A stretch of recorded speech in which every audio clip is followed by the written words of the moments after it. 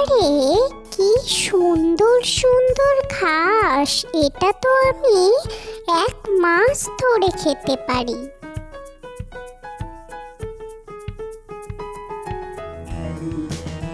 কি গো, কি করছো তুমি এখানে? আজ নতুন মনে হচ্ছে তোমাকে এখানে। হ্যাঁ, আমি এদিক ওদিক ঘুরতে ঘুরতে এখানকার সন্ধান পেয়েছি। এখানকার ঘাস তো খুব সুন্দর, আমি রোজ আসবো এখানে। আমি এখানেই থাকি, রোজই এখানে খেতে আসি। তাহলে আমাদের রোজ দেখা হবে, আজ থেকে আমরা বন্ধু।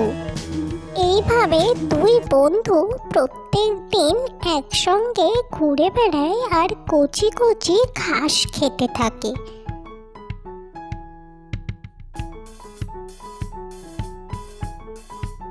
একদিন এক বন্ধু এসে দেখে এখানকার সব ঘাসই প্রায় খেয়ে শেষ। এবার আমরা কি করব? এখানকার ঘাস তো প্রায় সবই শেষ, আর 2 দিন, তারপর আমরা কি খাবো?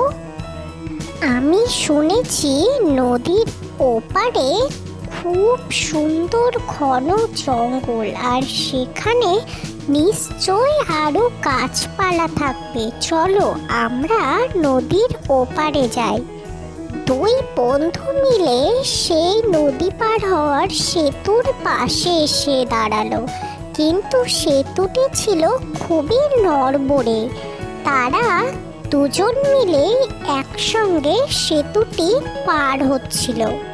হঠাৎ এক বন্ধু বলে উঠল, এবার আমরা নদীর মাঝ বরাবর চলে এসেছি, তুমি এখানেই থাকো, আমি আগে যাব, গিয়ে দেখব কতটা জঙ্গল আছে, আর সেখানকার সুস্বাদু ঘাস আমি আগে খাবো।